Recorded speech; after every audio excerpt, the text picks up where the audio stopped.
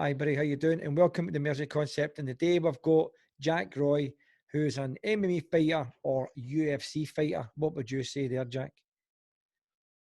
MMA fighter. MMA fighter. MMA fighter. I seem to get mixed up with that. UFC. Is UFC a name or I always get Aye. mixed up with UFC and MMA.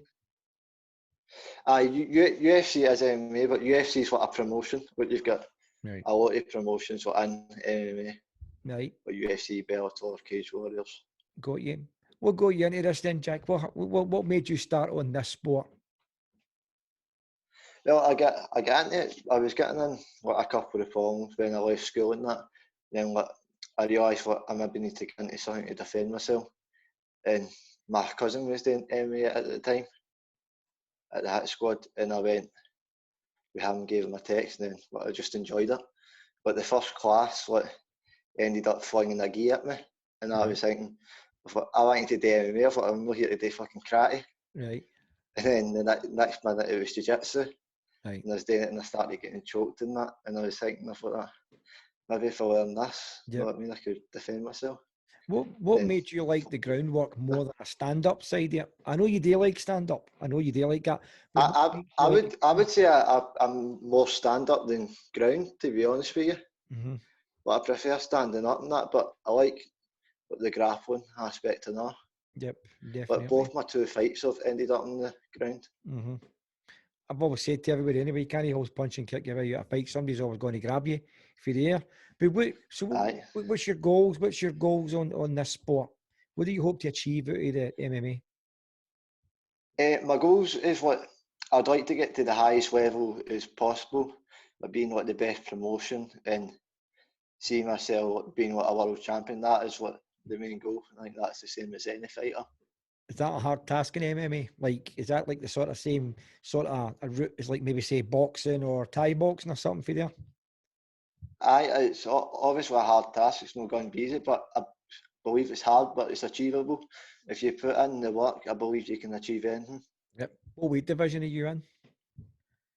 I fight at flyweight, 57 kilo. How hard is that division when it comes to MMA? Is it like a busy weight division? It's not as busy as 70 kilos, lightweight and that, but it's busy, aye.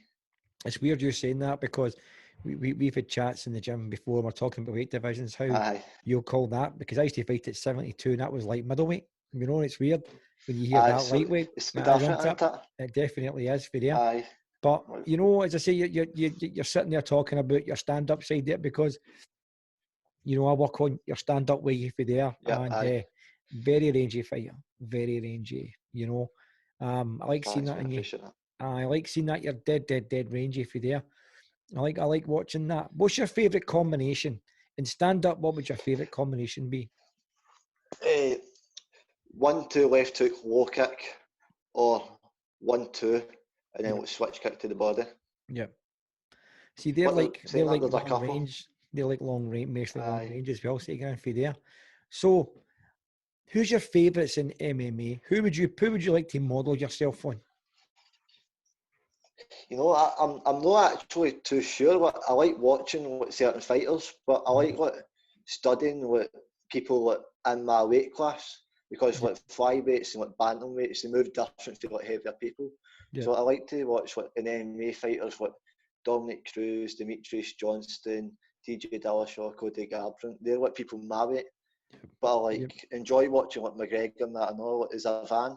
Yeah. But I don't try and study them. Because they move a lot different. Who would you say is the greatest fighter in MMA? Oh, Jesus, mate, that's a tough one. I'd probably say George St. Pierre or John Jones. See, I like John Jones. I like him. I've watched him a few times for there. But as somebody that's no clued up on MMA, you always hear McGregor. You always hear his name coming up. I know. Is he still as active, or is he? What's he doing now? Is he retired, or is he still fighting? I think he's still going to keep fighting, but he's not as active as what he was. Mm-hmm. But saying that, he doesn't really need to be active. Yep. It's what he was. He's got all the money in the world now. That's what happens. Do you still have the same will to get out of your bed when you got all that money? Can you still take the punches and the kicks? the chokes and everything, you know, when all that money's sitting in the bank and you don't need to earn it for there. But what would a typical training session be for you then, Jack? What would, like, you say you've got a fight coming up in 2 months. Yeah. What would be a typical training session?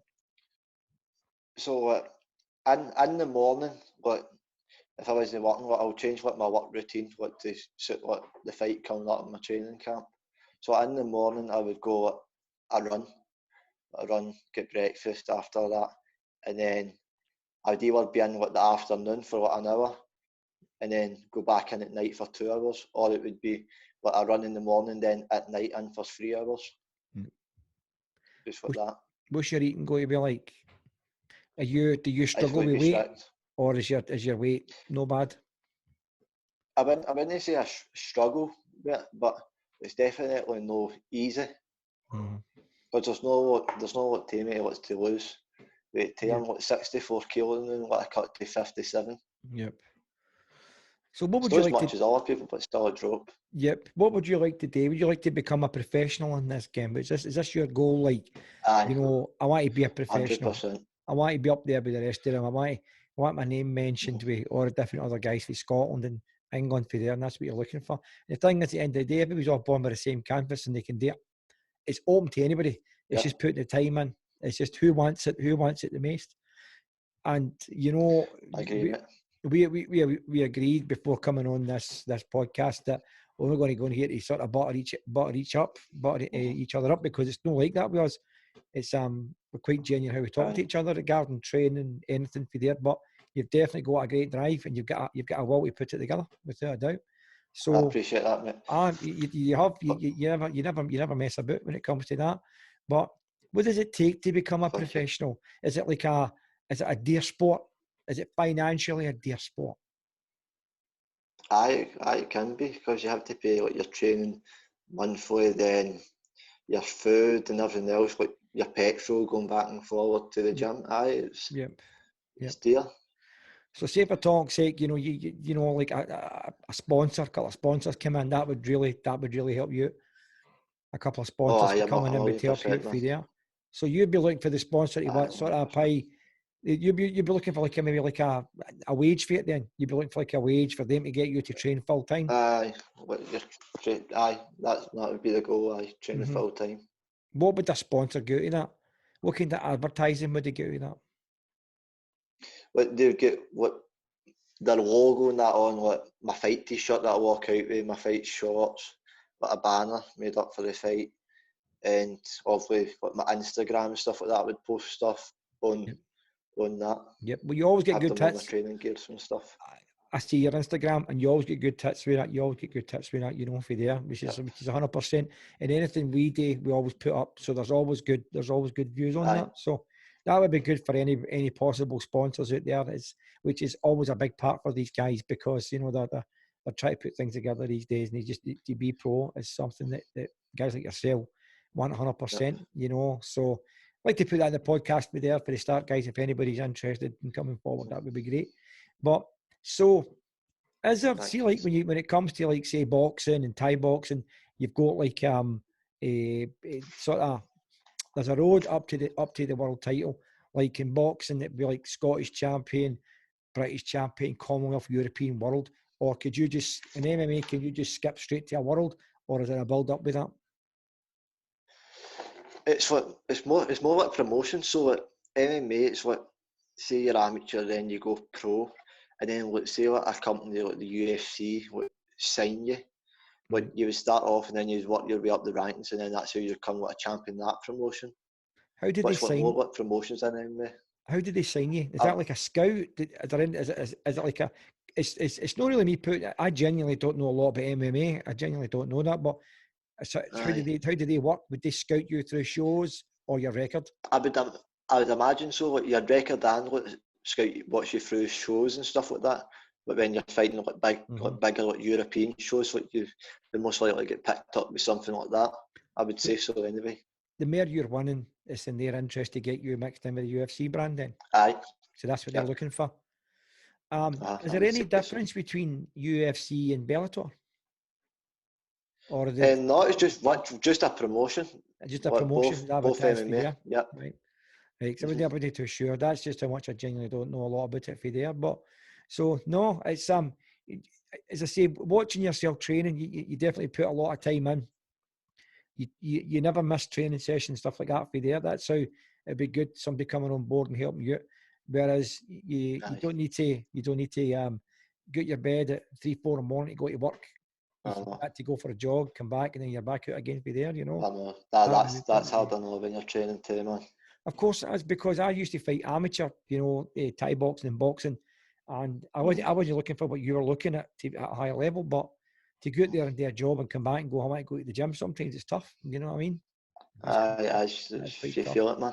But to be there as a pro, it would be absolutely brilliant to say, right, somebody's paying you a wage, and all they want you to do is train, and to have the name of the T-shirt with like a world champion. So realistically, how long do you think realistically it could take for somebody to be like a world champion? And how would that be achieved in like a year, 2 year, 3 year? What would the time frame be on that? I actually don't know, mate. It's like I would maybe say once you go pro and like if you started doing well in a promotion, say what you maybe go like 4-0 in a promotion or 5-0 in that promotion, you could be talking of fighting for the belt. You know what I mean? Yep. Financially, it's hard to go on a run like that. Being pro, is it financially good being pro? Did it look after you financially?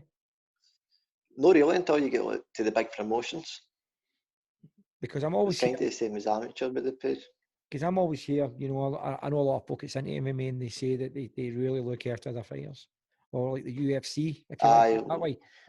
You look after UFC and Bellator when you get to the promotions, Yep. But most pro boxers, stuff like that, don't get the fees that they're getting out there. They don't get that at all. But they look after the fighters, like win or lost, they still look after the fighters. That's a big plus when you hear that. That's a big plus. I think it's what for the UFC, it's what 12 grand to like show and 12 grand to win. Mm-hmm. It's good money. And I think Bellator's similar, but I don't know. It's good money. No, it's amazing money. So what about Dana White?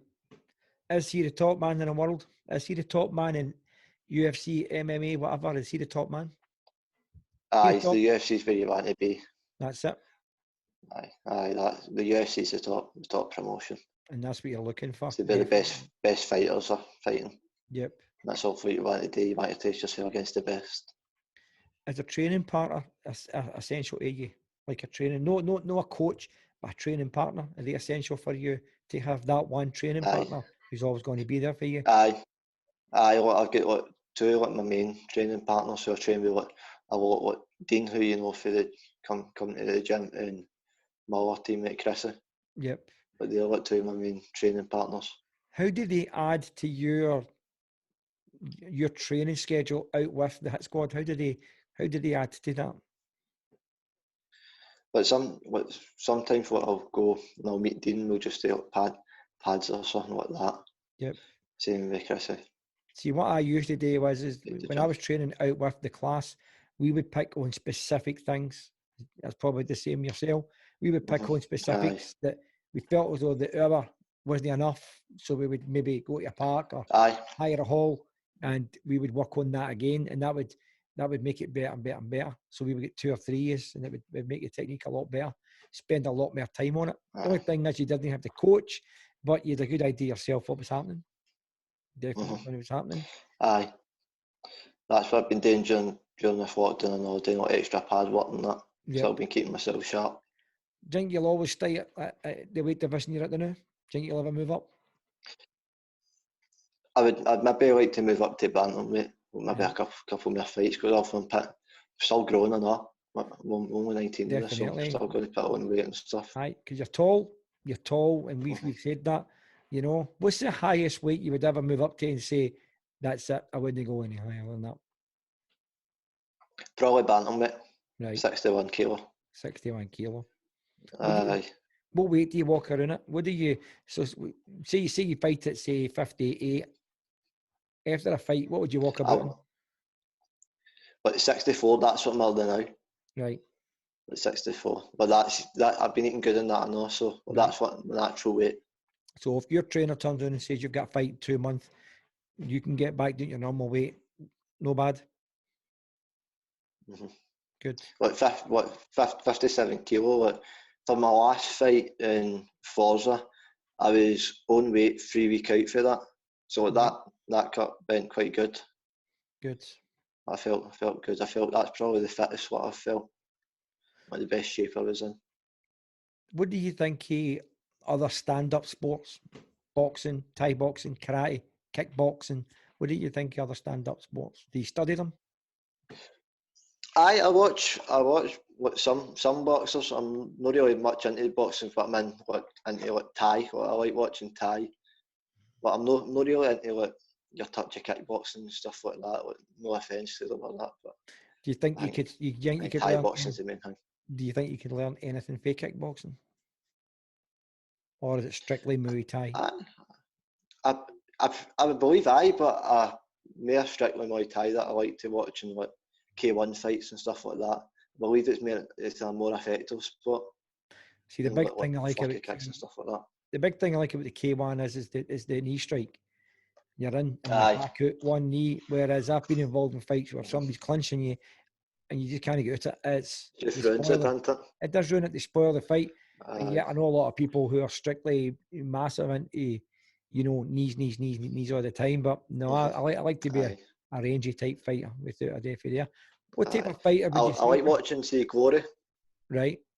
Stand up, definitely stand up than more grappling. But saying that, I must saying that, but my last 2 fights have ended up on the ground for basically the full fight. Right. What type of fighter do you think you are? Are you an aggressive? Are you a boxer? Are you a fighter? Are you technical? What do you if you pick? What would you pick? What do you think you are? I would say more technical. Mm-hmm. To be honest with you. Yep. That's what I would feel. You take your time. You don't waste anything. When I watch you don't waste nothing at all. That's what's quite good to be. You don't waste anything. You don't just get in charge and that's it. So you don't waste a single thing for there. Do you think being aggressive would have a part in MMA, or do you think, does that play any part? It could be but the reason I'm saying that is because obviously you've got people that's going to grab you, take you down, stuff like that, So do you think you got to be more cagey when it comes to MMA? 100%, especially when it's on the ground and all. Mm-hmm. And even with the wee gloves too, it's like getting hit with a bare fist. I know. I think amateurs fighting 6-ounce gloves and pros fighting 4. I know. I've seen that. I definitely seen that. That. What's your favourite floor technique? Say that again, mate, sorry. What's your favourite floor technique? See me on the floor? On the ground, aye. I like guillotines. That's what my main submission that I'll go for. I'll try and attempt one of them. Toxic, you get put in a guillotine. Are they hard to get to? Or is it impossible, or can it be achieved? You can get out them, but when they're locked in, it's like you've got fucking 3 seconds to tap or something. Mm-hmm. That's it. Tight. When they're in. John Bon Jones, think he'll fight again? Aye. I seen something the other day that he's talking about moving up to heavyweight to fight another guy, Francis Ngannou, who was just fighting on Saturday last week and won the knockout in 20 seconds. I think I saw him in the Hot Boxing podcast the other day there, if I'm right. He was on the... Aye. Was that him? Aye, he was on... In fact, I'll need to watch it again there. He was on that. See, John Bon Jones is a great... what a fighter, but there's a lot going on up here. There's a hell of a lot going on up here. I know. The guy he could totally rule it. So who's the best at heavyweight that you're going to say? Is that Francis guy at heavyweight? Is he the best? I don't know, mate. I don't know.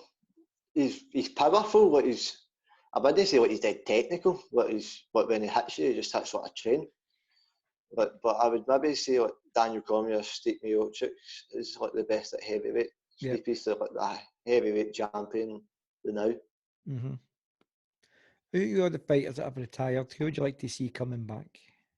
In fact, who are the fighters that's retired? Who would you like to see the 2 fighters coming back to fight each other again? They fight each other again. Who do you think that would be? Jesus, mate. Or even just one coming back to fight?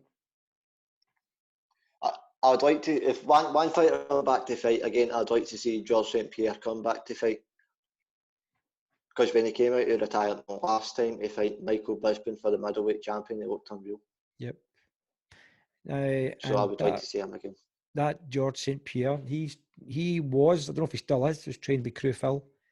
I fought my first fight in the same bill. Fought my first fight in the same bill as Crew Phil. Phil Nurse. What a trainer for the Watt Gym. I've seen videos of that. Absolutely brilliant. So what kind of fighter was George St. Pierre back in the day? What was he like? He was so well rounded, like good stand up, good grappling, good everywhere. Like, that's the only way I could describe that. Who was the best between him and Chuck Liddell? Or George St. Pierre, miles better. Good. They're both different weight divisions, but GSP all day. Yep. So Chuck Liddell was like a mere brawler. So tell me how things have been for you, Jack, and the lockdown. What's been good about the lockdown for you, and what's been bad about the lockdown for you regarding training? What's been good and what's been bad? Well, it's been good because it gives you a lot of time to think about certain things. But for me anyway, I like it. But and then with MMA, what the MMA gyms and shut and that and all, what you can't get to train MMA. But nothing's really changed for me as much, to be honest with you. I'm still working, I'm still training. The only difference is I've not been training MMA and not been doing grappling. That's the only thing. I done a wee podcast the other day about online training. What's your views on online training? Pretty much the same as you with the video, mate. Mm-hmm. I like being like in a class or like one-to-one, like there. Like, Yep. Instead of on like a video camera or something like that. I feel like you can more rest like, online. Like, you know what I mean? Like, not push yourself as much as when you've got like a coach. Yeah. Coach actually pushing you, like seeing you right there.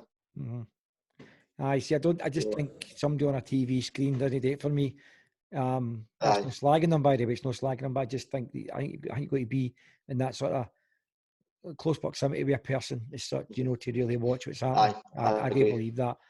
I just think, on the net doesn't do it for me at all. But then some folk like it. That's their thing. That's great for there.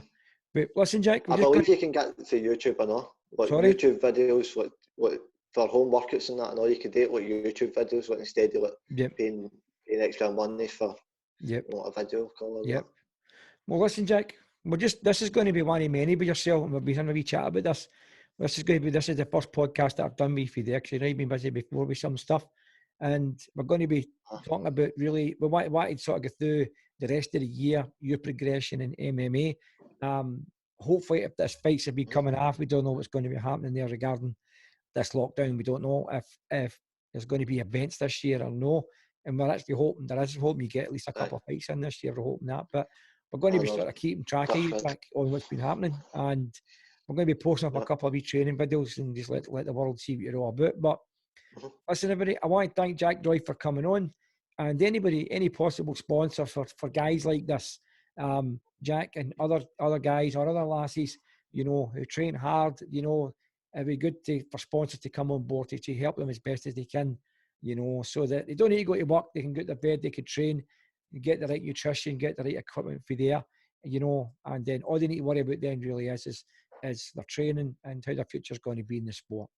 Jack, we're going to bring you back on again, and I want to say thanks very much for coming on board. Jackie boy. Well, thank you for having me, mate. Cheers, son. Thanks, Jack. Man. Cheers, pal. Hey, Bob, mate.